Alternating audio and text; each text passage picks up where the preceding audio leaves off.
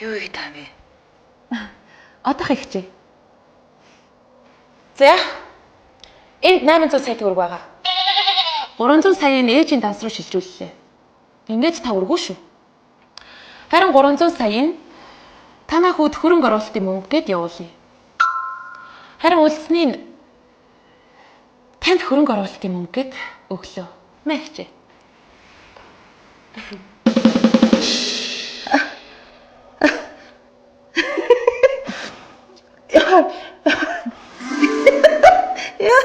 Танайхаа жим бэл бенчэнтэй гэж яг их чинь мэдээд исэн байхгүй юу?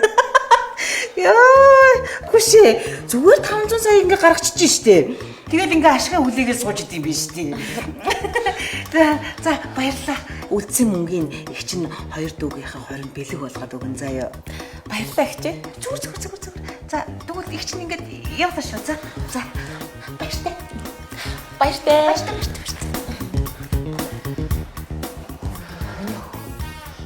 Юу болоод байгаа юм бэ? Чи яаж мөнгөтэй болсон юм?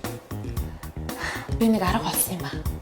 Утсан дээр нь иргэний үнэмлэх, үл хөдлөлийн баримт бичиг гэд бүх зүйл байлээ. Тэгээд өөрийнх нь нэр дээр нь зээлийн аппликейшнаар зээл авчлаад өөрөө боломжтой л байлээ шүү дээ. Чи нэрээ сэрэлдэг юм аа. Яана.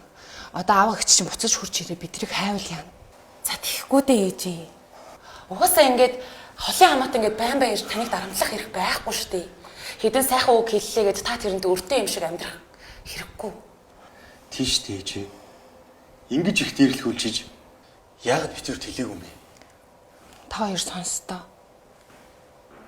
Ээж нь анханасаа л ядуу гэр бүл төссөн.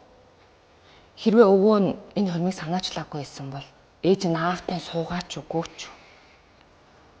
Эмээ чинь надад анханасаа л дургүй байсан. Одоо хүртэл ээж нь эмээгээс найж явдаг. Энэ аав эгч чинь бол намдаг овгийн хүн. Харин гадны хүн гэвэл ээж нь л. За юу яриад байгаа юм бэ ээж? Та яхаараа гадны хүн байдгийг? Та бол энэ гэрийн эзэгтэй. Намдгийн удамд ийм сайхан хүү төрүүлжсгсэн. Энэ гэр орныг эмэгтэйгтээ сайхан авч явж байна. Та өөртөө итгэлтэй байх хэрэгтэй. Итгэлтэй байхын тулд эхлээд арьсан арчлах хэрэгтэй. Хоёлаа Анна комик хэрэглэж үзье.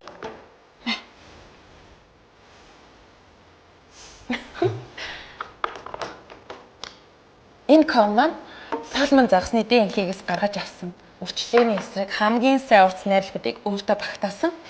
Тэгээд сүүлийн үед дэлхийд алдартай болоод байгаа Ньюсон технологиор бүтээгдсэн ретинал, пакучол, ТВ центела. За тэгээд 10-аад төрлийн ашигтай урт найрлагуудыг ингээ ганцхан савд багтаасан гэж боддоо. Гоё яваад. Тэгээд сүүлийн үед охид өсгөөчүүдийн маш алдартай болоод байгааг дэлгэн шүү. Ингээд өөртөө их хэтгэл нэмэгдээд байж тээ. За баярлалаа.